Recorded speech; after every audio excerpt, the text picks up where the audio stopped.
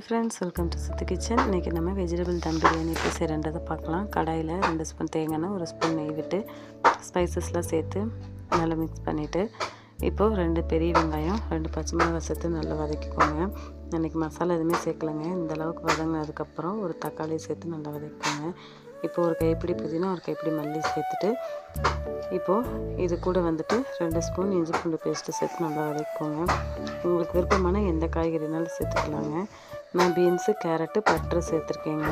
சேர்த்துட்டு இதை நல்லா மிக்ஸ் பண்ணிடுங்க. மிக்ஸ் பண்ணிவிட்டு நம்ம அரிசி எந்த கப்பில் எடுத்துருக்கோமோ அதே கப்பில் தண்ணி அளந்து எடுத்துக்கோங்க. நான் அந்த கப்பில் ஒரு கப் அளவுக்கு அரிசி எடுத்துருக்கேன். அதனால் 2 கப் அளவுக்கு தண்ணி சேர்த்துக்கிறேங்க. தண்ணி சேர்த்துட்டு இந்த ஸ்டேஜில் வந்துட்டு நம்ம உப்பு சேர்த்துக்கலாங்க. உப்பு அளவு பார்த்து சேர்த்துக்கோங்க. நான் வந்துட்டு இன்றைக்கி சீரக சம்பா அரிசி தாங்க எடுத்துருக்கிறேன்.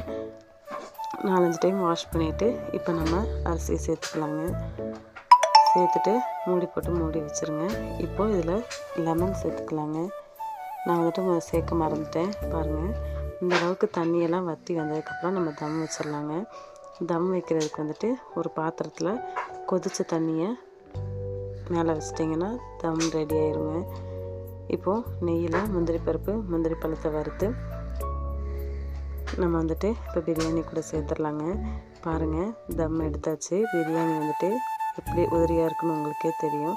இப்போ நம்ம முந்திரி பருப்பு, முந்திரி பழத்தை சேர்த்துட்டா நம்ம பிரியாணி டேஸ்ட்டாக ரெடி ஆயிடுச்சுங்க. பாய்ங்க, நெக்ஸ்ட் ஒரு வீடியோவில் பார்க்கலாம்.